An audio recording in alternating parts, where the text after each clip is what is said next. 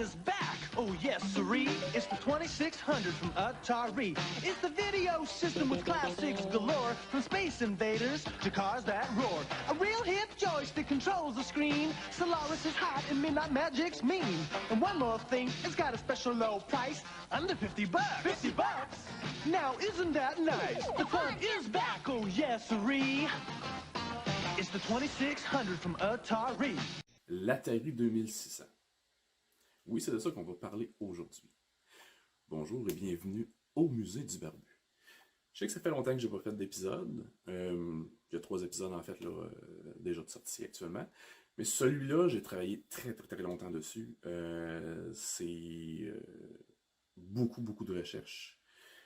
On va dire que c'est un mini-documentaire que je vais vous présenter, puisque mon script fait beaucoup de pages, ça m'a pris beaucoup de temps de l'écrire, j'ai révisé toutes les notes, j'ai les sources aussi. Donc, je suis désolé s'il a pris beaucoup de temps avant de sortir cet épisode. Bien, j'ai beaucoup travaillé dessus, en plus d'avoir eu, bien sûr, tous les tralala de la vie quotidienne et de la vie de famille avec des jeunes enfants. L'Atari 2600. On peut dire que cette console-là, c'est elle qui a introduit le jeu vidéo à toute une génération. Pour les gamins d'aujourd'hui, ben c'est juste un petit vieux truc qui n'est pas très connu. Pour les plus vieux, c'est ce qui a précédé la NES de Nintendo. Pour les encore un peu plus vieux, c'était le truc cool à avoir à la maison. Dans le tout premier épisode du Musée du Barbu, on a survolé la console, cette console mythique, en visitant un peu les jeux basés sur des films et des séries produites pour la console. Aujourd'hui, on va explorer l'histoire d'Atari et de la console qui l'a propulsé au sommet de l'industrie.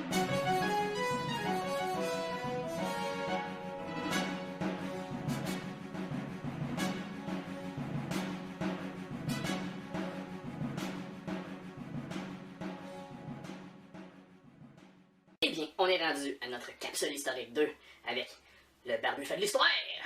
En fait, je vais répondre à votre question. Mais c'est quoi une Atari? C'est ça! Ça, c'est une Atari! En fait, regardez, c'est beau, chaîné. Une belle imitation de bois sur le devant. L'imitation de bois. T'es à sa cloche! T'es à sa cloche! T'es à sa cloche! T'es à sa cloche! Ouais, il y a plein de pitons. Ça fait tellement longtemps, le jeune, hein? T'étais même pas né. T'étais même pas encore des gosses de tes parents! Mais c'est pas la première console de jeux vidéo. Parce qu'avant, il y en avait plein de consoles de jeux vidéo. Il y en avait des tonnes et des tonnes. Des consoles dédiées. T'imagines pas? Qu'est-ce que c'est ça, toi, du jeu? Pas de jeu interchangeable. C'était un jeu. Plusieurs façons de jouer avec. Genre peut-être. Genre Pong. C'était 2 barres. Ligne dans le milieu. Puis un petit point. C'était comme du ping-pong, mais à la télé. Mais il y avait des milliers de consoles de même. Atari ont décidé de sortir Une console de jeu. avec des jeux interchangeables. Avec des petites cassettes. C'est pas intelligent? Ben, la première, en fait, c'était Fairchild à Channel F. Channel F. C'est la première avec des cassettes. Mais c'était pas beau. On va regarder un extrait de ce que ça donnait.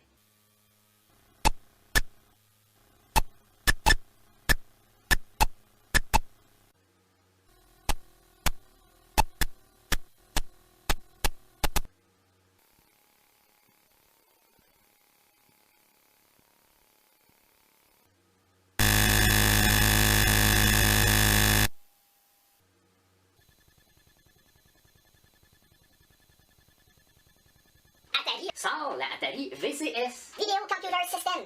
Puis c'était débile. Atari ont dominé le marché jusqu'en 83. J'avais à peine 2 ans en 83. Peut-être que même que ta mère et ton père étaient même pas nés encore. Atari, en fait, ont sorti plusieurs consoles. Après la Atari VCS, qui est devenue l'Atari 2600, plus connue sur l'Atari 2600. Ça en est suivi une débandade à pu finir, l'Atari Lynx, qui est la fameuse Atari Jaguar. C'est la première console 64 bits. Mais ça, je vais vous en reparler dans un autre, le Barbu fait de l'histoire. Bye!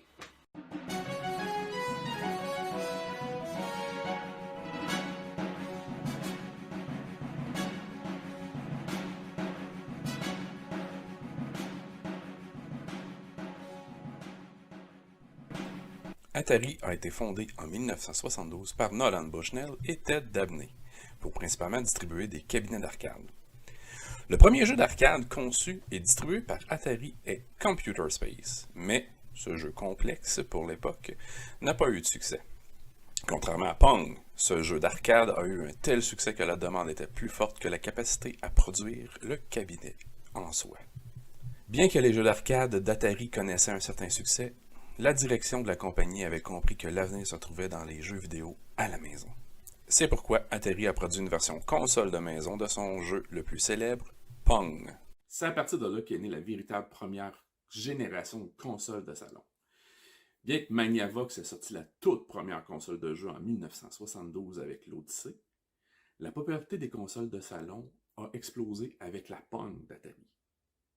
Et c'est à partir de là qu'Atari a dû faire face à la première grosse. En effet, le succès de la console Pong a créé des centaines de clones par presque autant de compagnies différentes.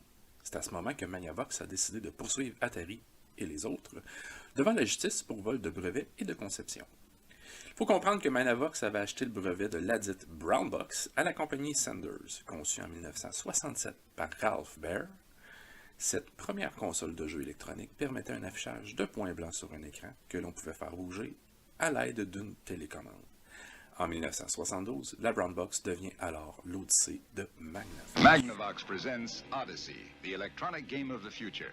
Odyssey easily attaches to any brand TV, black and white or color, to create a closed-circuit electronic playground. Odyssey gives you all the exciting action of hockey and 11 other challenging play and learning games for the entire family. Odyssey, a new dimension for your television, now at your Magnavox dealer. He's listed in the yellow pages. Comme le jeu de base, la Brown Box était tennis, c'est-à-dire 3 points à l'écran, dont 2 servaient de raquette, et la troisième était une balle, on comprend pourquoi Magnavox a poursuivi Atari en justice au vu des similarités avec la borne Pong. Magnavox gagne alors son procès et reçoit pas loin de 100 millions de dollars en compensation pour toutes les consoles Pong et clones de Pong qui ont sorti sur le marché sans son aval. Ceci n'a tout de même pas empêché la sortie des clones de Pong et toutes ses variantes. Il y en avait tellement sur le marché que s'en est suivi ce que l'on pourrait appeler le premier crash du jeu vidéo. Des centaines, si ce n'est plus, de consoles Pong se retrouvaient sur les tablettes. Tout le monde voulait sa petite part du marché. Mais durant combien de temps et combien de fois pouvait-on vendre le même jeu?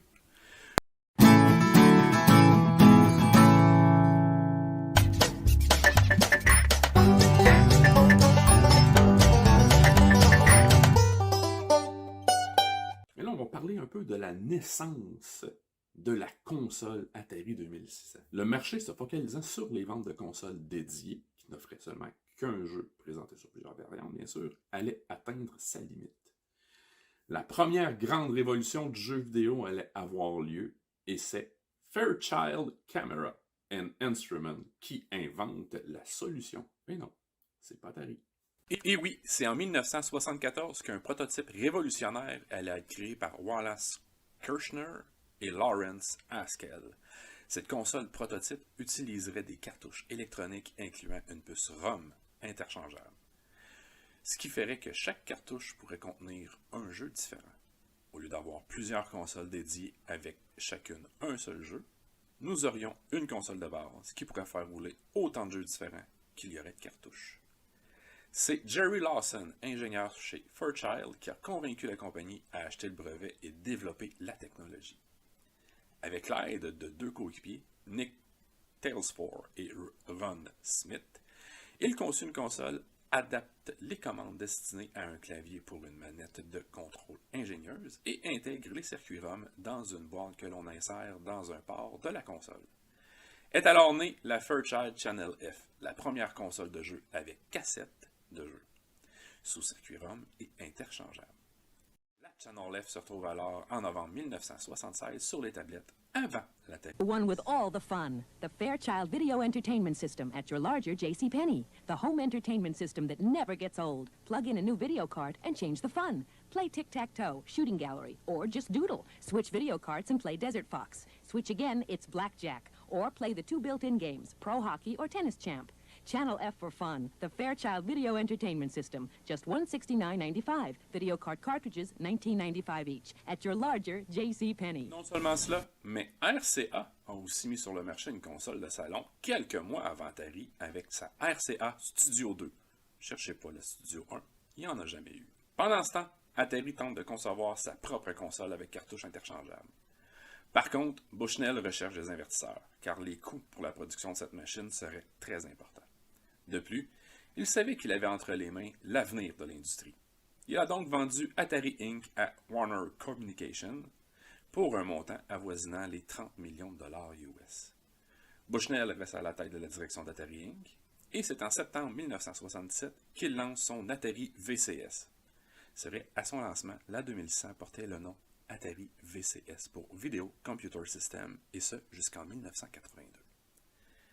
Étant un peu plus puissante que la Channel F, et de loin supérieure à la RCA Studio 2, Atari est aussi aidé par son nom, qui est synonyme de succès avec ses bornes d'arcade comme Pong, Gotcha, Tank, Breakout, et j'en passe. Au coût de 199,99 US en 1977, ce qui vaut à 826 $ aujourd'hui, il s'agit d'une console considérée abordable si on la compare aux ordinateurs de maison de l'époque, comme la Commodore PET à 795 $ US en 1977, bien sûr, ce qui ferait 3303 $ aujourd'hui, l'Apple II à partir de 1298 $ en 1977, on en parle, on se dit là. Ce qu'il faudrait dire 5 395 $ aujourd'hui, ou encore la TRS 80 de Tandy à partir de 600 $ US en 1977, ce qui en ferait un coût de 2 493 $ US.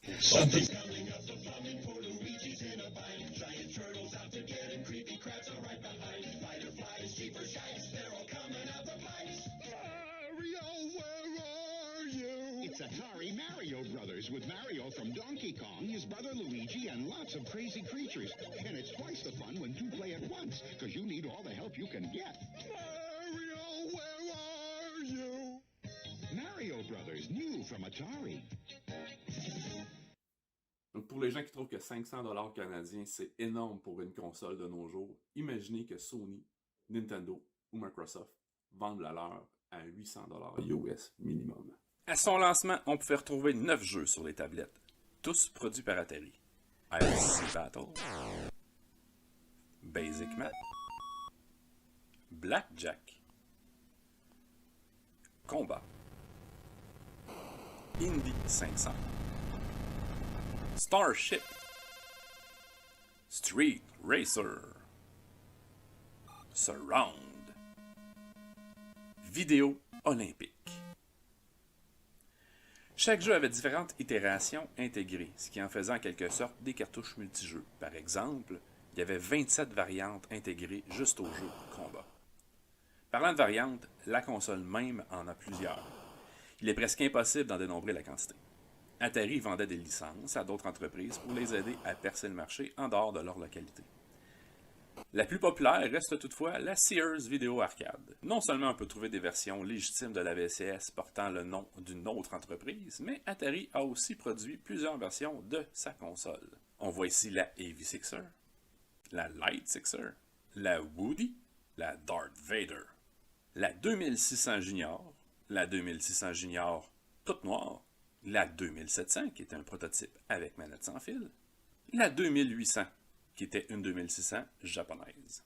De plus, les lois de l'époque n'étant toujours pas adaptées à l'univers du jeu vidéo, certaines compagnies en ont profité pour fabriquer, sans l'aval d'Atari, des consoles clones de la VCS. C'est ainsi que Coleco a pu produire un module add-on à sa propre console, la ColecoVision, qui permettait d'y faire jouer des cartouches de jeu de la VCS. Non seulement Coleco a produit un module externe, mais il a aussi produit une console unique nommée la Coleco Gemini, qui n'était en fait qu'un clone de la VCS. Bien sûr, Atari a porté la cause devant les tribunaux, mais comme il était possible à l'époque de fabriquer une console VCS avec des circuits et des puces que tout le monde pouvait acheter, Atari a perdu sa cause. Hey, Louie, you're gonna buy a video game. All right. Hey, the Atari 2600. Old news, Louie. Check out the Gemini system from Coleco.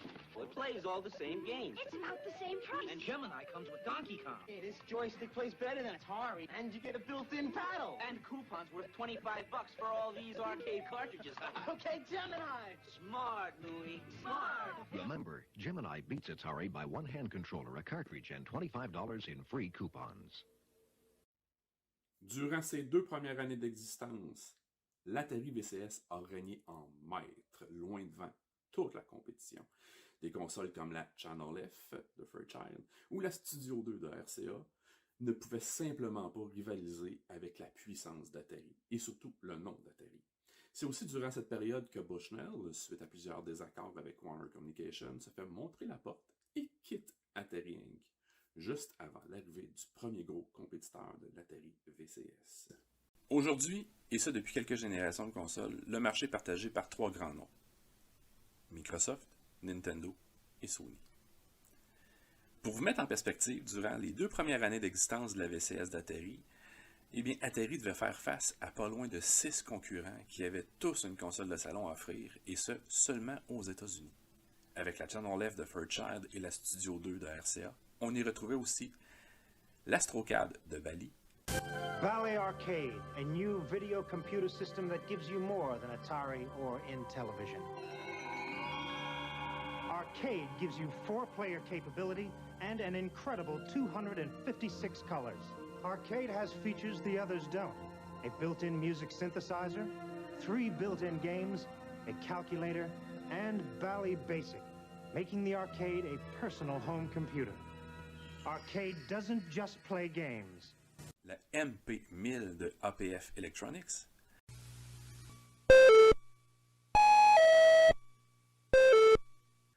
la Champion 2711 de Unisonic, ou encore l'Odyssey 2 de Magnavox. Computer Golf, part of the all-new computer video game Odyssey 2 from Magnavox. Lots of multi-game cartridges, sports games, football. You've never seen anything quite like it. Educational games, Mathemagic, games of chance, blackjack, and much, much more. Odyssey 2, another advancement from Magnavox. Toutefois, en 1979, Atari allait connaître une féroce compétition face à une machine supérieure, produite par une compagnie de jouets. L'Intellivision de Mattel se retrouve sur les tablettes et la campagne de pub frappe fort. On y démontre visuellement la supériorité de la console jeu pour jeu. When it comes to space games, nobody compares to Atari. Excuse me, have you compared them to Intellivision? Intellivision? Sure, they've got great space games, like Intellivision Space Battle. I didn't know. And now there's Space Armada and the incredible Astro Smash. I didn't know. Here, compare for yourself. Intellivision Space Games from Mattel Electronics. Once you compare, you'll know. Pour comprendre les différences entre l'Intellivision et l'Atari au niveau de la puissance offerte, on va jeter un coup d'œil à l'intérieur des consoles. Du côté de la 2600, on y retrouve un CPU de 1.19 MHz, processeur audio-vidéo Television Interface Adapter qui offre une résolution de 40 par 192 pixels, dont 20 pixels sont utilisés en miroir, 16 couleurs, 2 canaux audio mono, 128 bits de RAM et 4 kilobits de ROM au maximum. Du côté de la télévision, on a un CPU de 2 MHz avec data multiplex de 16 bits, processeur vidéo stick qui offre une résolution de 159 par 96 pixels, 16 couleurs, 8 sprites visibles. Processeur audio 3 canaux, 1456 bits de RAM et 7168 bits de ROM maximum. En gros, on peut dire que l'Intellivision était 2 fois plus puissante que la 2600. Par contre, il existait quelques périphériques qui permettaient à l'Atari VCS d'offrir beaucoup plus de puissance. Tout d'abord, il était possible d'ajouter une puce à même la cartouche de jeu pour augmenter la puissance de la console. Plusieurs jeux ont utilisé ce processus. Tunnel Runner, Pitfall 2, Dig Dug, Pac-Man Junior, Klax, Defender 2, Save Mary, Shooting Arcade, Video Life, Magicard. Il y a aussi le StarPad Supercharger, un périphérique qui ajoute 6 kbits de RAM à la console. Cet outil était tout simplement une cartouche munie d'une prise jack pour pouvoir y brancher un magnétophone. Les jeux étaient produits sur des cassettes audio au lieu de cartouches. D'autres jeux ont été produits pour ce périphérique. Phaser Patrol, Communist Mutants from Space, Fireball, Suicide Mission, Escape from the Mind Master. Dragon Stomper. Killer Satellites. Rabbit Transit. Frogger. Party Mix. Sword of Saros. Survival Island. Last year, this Atari. Now the kid wants a computer. Better idea. The supercharger from StarPath. Don't cost much. Plug it in the Atari and play supercharger computer games that cost under $15 each. And the supercharger comes with this Phaser Patrol game. Rocket stuff. And the kid can fight those commie mutants from space. 'Cause they're out there. Give your kid a... Available at fine stores everywhere. La campagne de marketing de Mattel frappe fort. Elle démontre sa puissance supérieure avec des publicités affichant côte à côte des jeux similaires. D'un côté, la version Atari 2600, de l'autre, la version Intellivision. I'll try almost anything. So when Mattel Electronics asked me to compare their Intellivision games with Atari, I gave it a try. I compared Atari baseball with Intellivision and found Intellivision played much more like real baseball. Then I compared Atari football with Intellivision. Again, Intellivision played more like the real game. In my opinion, if you try them both, there's only one conclusion you can come to. Intellivision from Mattel Electronics. Ceci a permis à Mattel de vendre un peu plus de 3 millions de consoles en 3 ans, et ça seulement en Amérique du Nord. Mais Atari n'était pas au bout de ses peines, car en 1982, en août plus précisément, arrive une autre console, encore plus puissante que l'Intellivision, la ColecoVision de Coleco. Jetons un coup d'œil rapide aux spécifications techniques de la Coleco. On a un processeur principal de 3.58 MHz, une mémoire vive de 1 kW, un processeur graphique avec résolution de 256 par 192 pixels, 32 sprites et 16 couleurs, mémoire vive vidéo de 16 kW, processeur sonore de 3 générateurs de ton et 1 générateur de bruit, et des cartouches de 8, 16, 24 ou 32 kW. Non seulement cette console était surpuissante face à l'Atari 2600 et l'Intellivision, mais elle avait un énorme atout. Elle était vendue avec le titre le plus populaire de l'heure dans les arcades, Donkey Kong de Nintendo. Cela a permis de propulser la Coleco à 2 millions de consoles vendues en l'espace de 2 ans seulement, et ce, en Amérique du Nord. You are the player, and the arcade is the arena. You focus your mind and propel yourself into a universe where you're the master of your destiny for as long as you can keep the trip going. This is the arcade experience. We're ColecoVision. We bring the arcade experience home with games like Donkey Kong with multiple screens, arcade controls, and arcade graphics that let you have the arcade experience at home because your vision is our vision. ColecoVision. Atari n'allait pas en rester là. Durant cette période, et ce, depuis le lancement de la 2600, Atari travaillait sur la conception d'un produit encore plus puissant. De là est née la division des ordinateurs de maison. C'est en 1979 que les premiers ordinateurs d'Atari entrent sur le marché, l'Atari 800 et son petit frère un peu moins puissant, l'Atari 400. When it comes to home computers, the Atari home computer gets high grades. I use an Atari at home, and I use it for word processing and to teach myself other programming languages. Well, the graphics are probably some of the best you can find. The Atari 800 computer not only allows you to play games, it also allows you to learn math and history. Only one computer lets you enjoy this library of over 2,000 enlightening and entertaining programs. Atari home computers. The more you learn, the more you can program, and there's just no end to it. Il faut savoir qu'à l'époque, les petits ordinateurs de maison comme ça coûtaient une petite fortune. On parle de 550 $ US pour l'Atari 400 et 1000 $ US pour la 800. Ça représente aujourd'hui, respectivement, 1960 $ US pour la 400 et 3570 $ US pour la 800. En comparatif, la télévision coûtait 165 $ US à la même époque, ce qui vaut à peu près 590 $ aujourd'hui. Donc, cette nouvelle gamme d'ordinateurs ne pouvait pas espérer éclipser la nouvelle console qui est à la mode. Avec en plus l'arrivée de la ColecoVision, Avec son coût de 175 $ US à l'époque, Atari devait répondre et mettre sur le marché une console plus puissante que la VCS, mais aussi plus abordable que sa gamme d'ordinateurs. C'est quand même en utilisant la technologie se trouvant dans la gamme des ordinateurs Atari 800 que celle-ci a conçu sa nouvelle console, l'Atari 5200. Au prix de 269,99 US à son lancement, ce qui veut dire 150 $ aujourd'hui, la 5200 a été un gros bid d'Atari. Les jeux de la 2600 n'étant pas compatibles avec la nouvelle console, les gens ne comprenaient pas pourquoi ils devraient acheter celle-ci.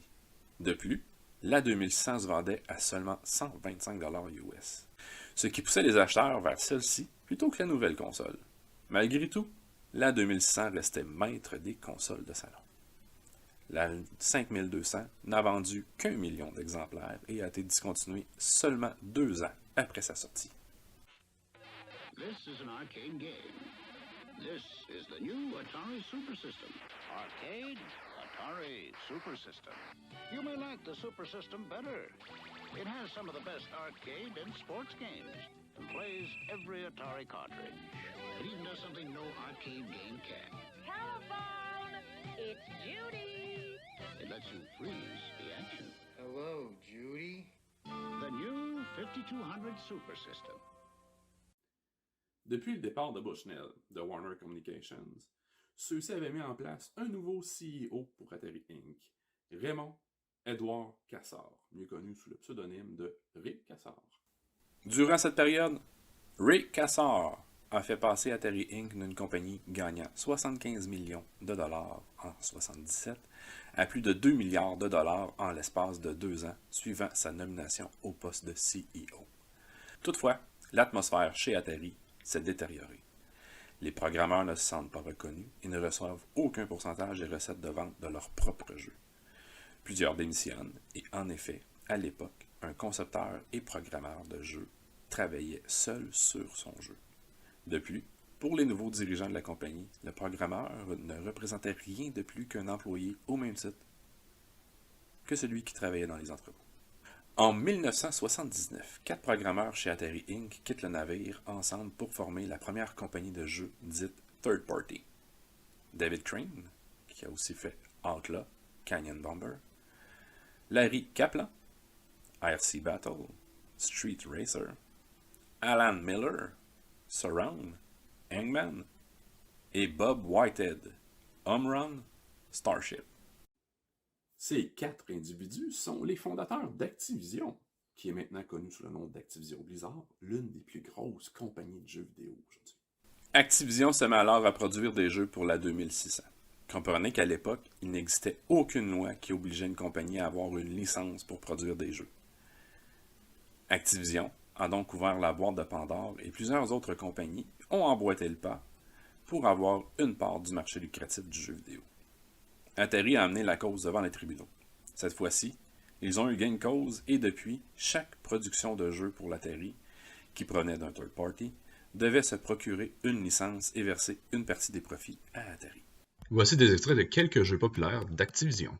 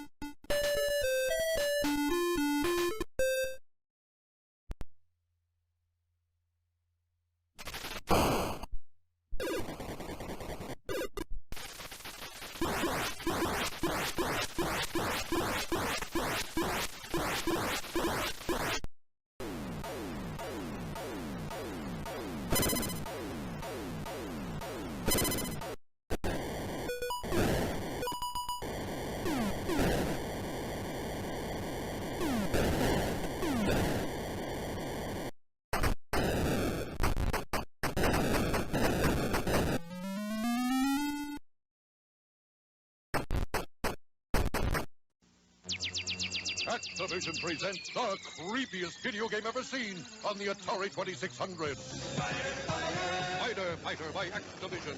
Use your bug blaster to fight off swarm after swarm of very spooky spiders. Spiders, silly the spiders, jumping line, multiplying spiders, silly the spiders, boxing, punching, watch out, crunching. Spider Fighter, designed by Larry Miller for Activision. Comme dit l'adage, tout ce qui monte doit redescendre, puis la chute d'Atari Inc. fut pour le moins brutale. On pourrait dire que le début de la fin pour Atari Inc. a été amorcé avec la 5200. Ajoutez à cela un raz-de-marée de jeux bas de gamme lancés par toutes sortes de compagnies sans expérience, une pincée de mauvaises décisions venant d'Atari Inc., et nous nous retrouvons avec un crash immense de l'industrie du jeu vidéo. En 1982, Atari dominait l'industrie du jeu vidéo. Malgré cela, le marché était saturé de consoles et d'ordinateurs de maison. Plus de machines différentes dit aussi plus de jeux pour ces différentes machines. L'offre dépassait maintenant la demande. Avec tous ces nouveaux arrivants, les parts de marché pour Atari ont fondu comme neige au soleil entre 1981 et 1982. On parle de 75% à 40%. Durant l'année 1983, plusieurs grands noms de l'industrie sont tombés ou se sont retirés du jeu vidéo, comme Games by Apollo, Imagic ou encore Magnavox.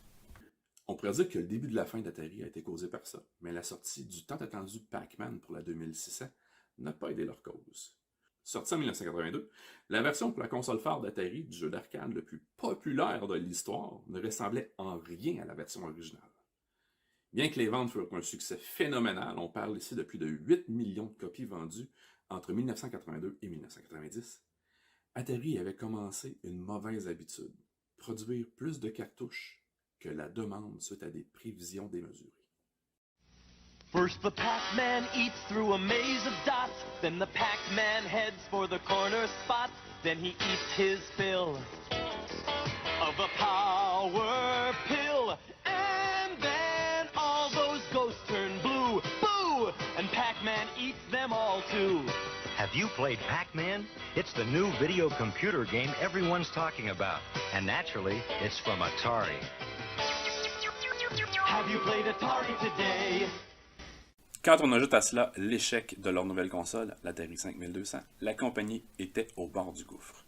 À la mi-année 1983, Atari enregistrait des pertes de plus de 356 millions de dollars et a dû se restructurer. Plusieurs jeux qu'ils avaient produits leur étaient retournés. On pense tout de suite à E.T., sorti pour Noël 1982, qui a été un énorme succès pour Atari à sa sortie, mais par contre, plus de 669 000 copies du jeu ont été retournées à Atari au début de l'année 1983. Et près de 3 millions de copies sont restées invendues.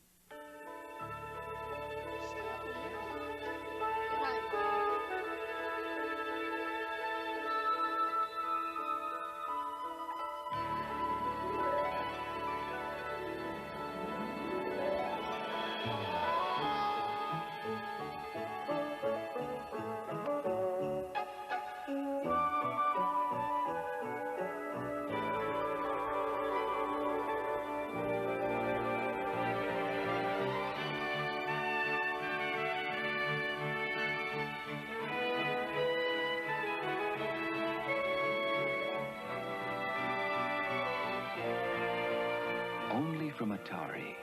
Made especially for systems from Atari. The video game that lets you help E.T. get home. Just in time for Christmas. Happy holidays from Atari. Durant le fameux crash du jeu vidéo, Warner Communications a vu son titre à la bourse perdre 40 $ en valeur. On passait de 60 à 20 $ l'action. Ils ont donc commencé à chercher un acheteur pour Atari. En 1983, Atari tente de percer le marché japonais. Jusque-là, le Japon n'est pas encore reconnu comme étant le pays du jeu vidéo. Il y a bien eu quelques compagnies qui ont tenté leur chance avec des consoles de salon, mais aucune ne s'est réellement démarquée. Outre les consoles dédiées avec un seul jeu, Bandai fut la première entreprise à proposer une console avec cartouche interchangeable. La TV Jack 5000 a vu le jour en 1978, mais ce n'était pas réellement une console avec cartouche ROM, mais plutôt une base qui permettait l'affichage sur un téléviseur, et les cartouches, elles, contenaient le CPU. C'est un peu comme si chaque cartouche était en fait une console, et que la console était seulement un adaptateur pour télé.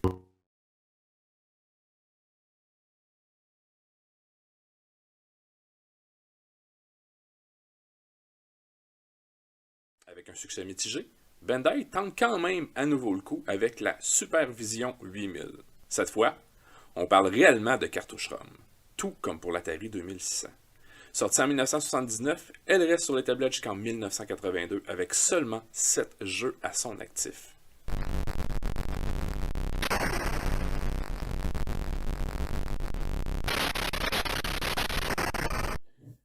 On voit ici que ça ne démarre pas très bien au niveau de la console de jeu au Japon. Toutefois, il y a une autre entreprise qui tente le coup. D'un côté, Nintendo produit des jeux d'arcade, des consoles Pong et la fameuse série des jeux Game & Watch. De l'autre, Epoch Co. conçoit une console de jeu.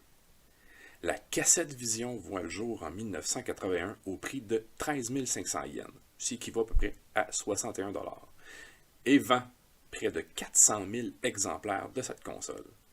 Il s'agit du premier grand succès pour une console de jeu, même que le terme de cassette, pour faire référence aux cartouches de jeu, devient un terme populaire et est adopté partout dans le monde.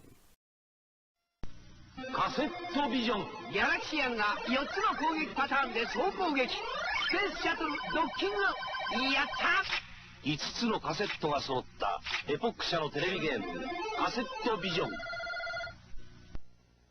カセットいろいろカセットビジョンモンスターマンションパクパクモンスターギャラクシアンまだまだあるよ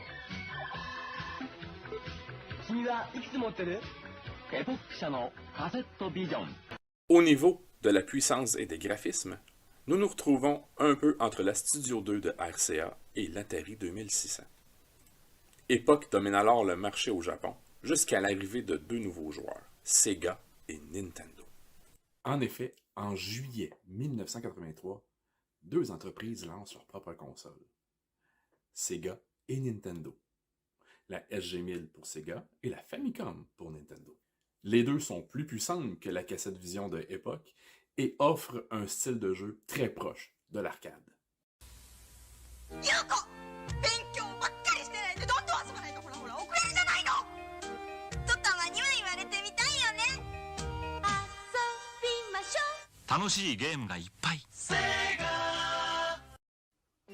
Family Computer の楽しいカセット情報シングルス、ダブルスの本格テニスをコンピュータと技比べ5段階のランクが楽しめます。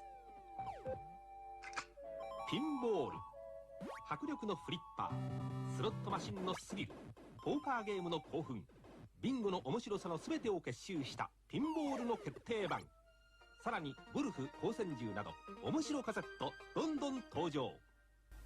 Le succès de la Famicom est impressionnant, et lorsqu'Atari arrive au Japon en octobre 1983, avec la 2800, leurs chances de réussite étaient déjà minces. De plus, comme la 2800 se vendait l'équivalent de 100 $ de plus que la Famicom, Atari se tirait dans le pied. La technologie de la 2800, la même que la 2600, c'est juste le nom et l'esthétique de la console qui ont changé pour le Japon, était de loin dépassée par celle de la Famicom. あたりでポールポジションやるかい。テ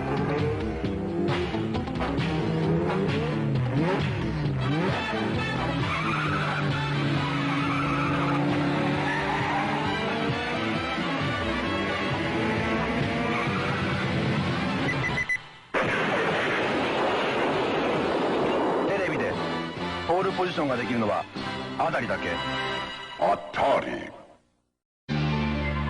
アメリカ中のテレビをコンピューターゲームに変えたアタリがやってきた。ゲームの数が違う、興奮が違う、世界のコンピューターゲーム。Atari. Comment une console de loin inférieure technologiquement à ce qui était offert par Nintendo ou même par Sega pouvait penser et réussir encore plus qu'elle se vendait 100 $ de plus que la Famicom? Ici, on voit que Atari croyait sincèrement que leur nom, qui était connu partout dans le monde, allait suffire à vendre leur console, à les rendre populaires.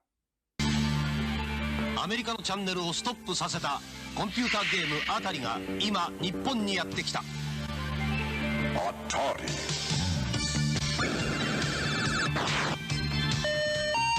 ブラウン管から飛び出すすごいゲームに誰もじっとしてはいられない。ゲームの数が違う、興奮が違う。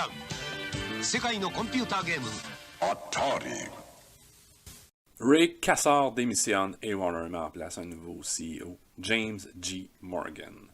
Toutefois, la présence de Morgan à cette position fut de très courte durée. On parle de septembre 83 à juillet 84. En effet, en juillet 84, Warner vend Atari Corporation à Jack Tramiel, fondateur de Commodore International, qu'il a quitté en janvier de la même année. Par contre, Tramiel ne croyait pas en l'avenir de la console de salon. C'est durant cette période qu'Atari arrête la production de la 5200, mais poursuit son aventure avec la 2600 car celle-ci se vendait encore assez bien. Pour Tramiel, l'avenir se trouvait dans les ordinateurs de maison. Il a donc lancé le développement de la gamme 16 bits et 32 bits des ordinateurs d'Atari, avec la série Atari ST. Any machine can play games with you. But as a real computer, I can also help with education. Give people the power to be successful. Enable them to create music and produce extraordinary images through my artist's palette. Because I'm the Atari ST. A real thing, not a plaything. Mais à la fin de 1985, les choses basculent dans l'industrie. L'arrivée d'un tout nouveau joueur en Amérique du Nord relance le marché des consoles de salon, Nintendo. La NES pour Nintendo Entertainment System va connaître un succès monstre dans la fin des années 80. Et ceci pousse Atari à poursuivre l'aventure des consoles. Will you be the one to witness the birth of the incredible Nintendo Entertainment System? The one to play with Rob, the extraordinary video robot, batteries not included. He helps you tackle even the toughest challenge. Will you be the first to raise the incredibly accurate Zapper and play games like Duck Hunt or action-packed Hogan's Alley and high-flying Kung Fu, each sold separately? Will you be the one to experience the Nintendo Entertainment System? Comes with Rob, Zapper, Control Deck, 2 controllers, Gyromite, and Duck Hunt. Mais saviez-vous que Nintendo avait offert la distribution de la NES en Amérique du Nord à Atari? Ben oui, en 1983, Nintendo approchait Atari pour leur vendre en fait leur fameuse Famicom et qu'ils en soient l'unique distributeur en Amérique du Nord. Quel serait devenu l'univers du jeu vidéo si Atari avait accepté cette offre-là? Avant le rachat d'Atari par Tramiel, Runner Communication avait fait débuter le développement de 2 consoles, la 2600 Junior et la 7800. La 2600 Junior se voulait une révision de la 2600 à moindre coût et aussi plus petite. La 7800 était une toute nouvelle console, plus puissante encore que la 5200, et qui devait sortir en mai 1984, rivaliser avec la ColecoVision. Mais quand Tramiel a racheté Atari, il a mis un arrêt sur la sortie de ces consoles. On se doute qu'avec le succès inattendu de Nintendo, cela a poussé Tramiel à changer son fusil d'épaule. C'est donc en mai 1986, 2 ans plus tard, que la console se fait un chemin vers les commerçants au prix de 79,95 $. What do you want? What do you think? What do you want? I want the latest games anywhere. What do you want? I want the sounds that curl my hair. What do you want? 7800s everywhere. What do you want? Oh, I want Atari. I do. What do you want? I want Atari. What do you want? Atari 7800. Atari's the name of the game, dudes. Check it out at these rad stores. Atari a réussi à vendre un peu plus d'1 million de consoles 7800 dans les 2 premières années. La 7800 était tout simplement inférieure à la NES. Pendant ce temps, l'Atari 2600, au coût de 49,99 $, continue à se vendre et de nouveaux jeux sont toujours produits pour la console, ce qui permet à Atari de rester dans le marché. En 1987, Atari lance une nouvelle console, si on peut le dire, l'Atari XEGS. Cette dernière était en fait un ordinateur de maison de la gamme des ordinateurs 8 bits d'Atari, réduit à un format de console. Elle se voulait compatible avec tous les jeux et programmes conçus pour les ordinateurs Atari de cette gamme et, en plus, vendus à moindre prix. On parle de 159 $. Du point de vue des consoles de jeu, celle-ci était plus puissante que la NES. Malgré cela, la console n'arrivera pas à rivaliser avec Nintendo. This is the Nintendo Video Game System. It plays only cartridge games. This is the new Atari XE system. It plays cartridge and disc-based games. Disc drive sold separately, and only Atari comes with a real joystick. Both have guns, but only Atari comes with the target game Bug Hunt. Nintendo has a toy robot, but only Atari gives you a keyboard for playing advanced computer games. It even comes with the amazing Flight Simulator 2 cartridge. The new Atari XE Video Game System. Unbeatable. Un autre succès de Nintendo ouvre une nouvelle porte pour l'industrie, la Game Boy. Console portative avec cartouche interchangeable, elle connaît un succès monstre. Atari tente donc la même chose, quelques mois après la sortie de la Game Boy. L'Atari Lynx voit le jour. Hey, Mr. Block, can I go to the bathroom? 2 minutes.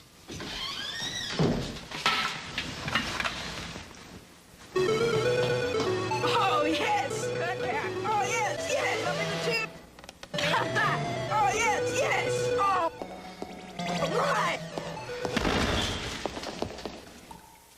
Introducing Lynx from Atari, the color video game you can get away with. Well, sometimes. Elle est lancée en septembre 1989 et, comparativement à la Game Boy, cette console portable est en couleur et est beaucoup plus puissante. Bien qu'ayant un certain succès, la Lynx reste loin derrière la console de Nintendo. Et c'est en 1992 qu'Atari prend la décision de se retirer temporairement de l'industrie de la console de salon et retire du marché, par le fait même, la XEGS, la 7800 et finalement la 2600. Atari conserve tout de même la Lynx. Oh, Star Wars. It's great in the arcade. Whoa! TIE fighters! Fireballs!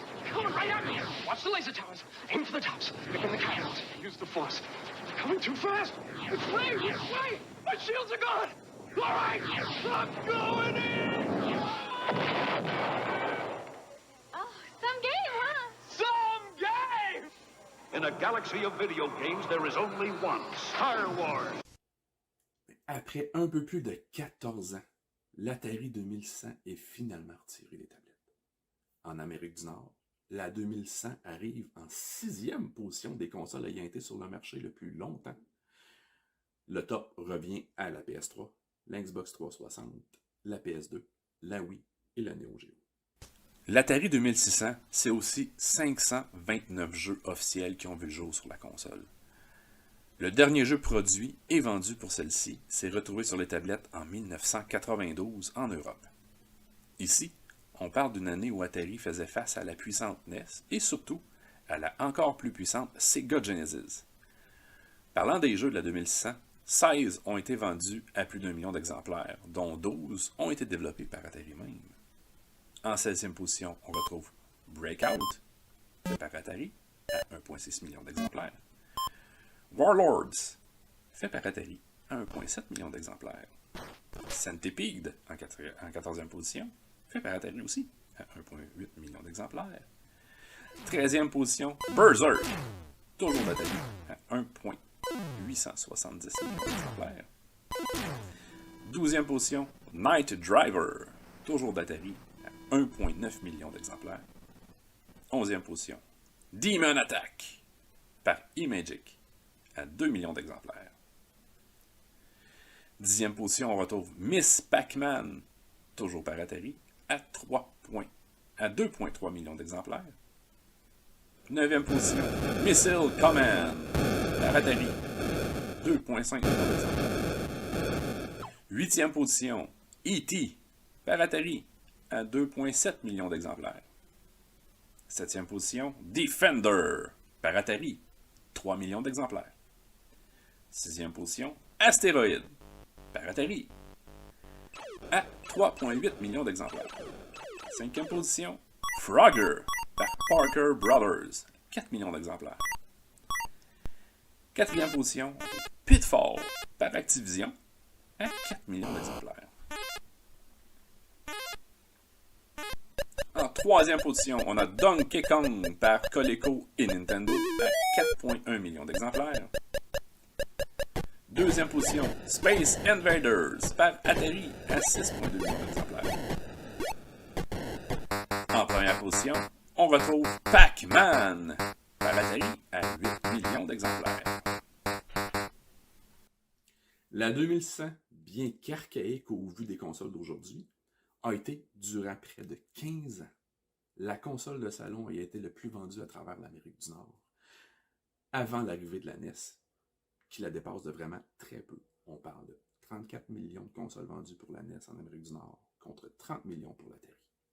Et en plus, les premiers jeux vidéo à vendre plus d'1 million d'exemplaires sont vendus pour l'Atari 2600. Il ne faut pas oublier qu'Atari a été un pionnier de l'industrie de la console de salon, et sans le succès de la 2600, qui sait à quoi ressemblerait l'industrie du jeu vidéo aujourd'hui. La dernière console qu'Atari a sortie sur le marché, en fait l'Atari qu'on a connu, et non pas l'Atari, la pâle copie d'Atari qu'on a aujourd'hui, actuellement en 2022, a été l'Atari Jaguar en 1993, avant de complètement se retirer de l'industrie de la console de jeu. L'empreinte que l'Atari 2600 a laissée dans l'industrie du jeu vidéo peut encore se faire ressentir aujourd'hui et il n'est pas prêt de disparaître. You mean you have an Atari video game system, but not Atari Missile Command? Well, then you must have Defender. Great game. Or a challenge like Star Raiders. What about Yar's Revenge? You gotta have Berserk, right? And Atari Space Invaders, a classic. You don't? Come on. An Atari system without those games? That's like having a stereo with no hit records.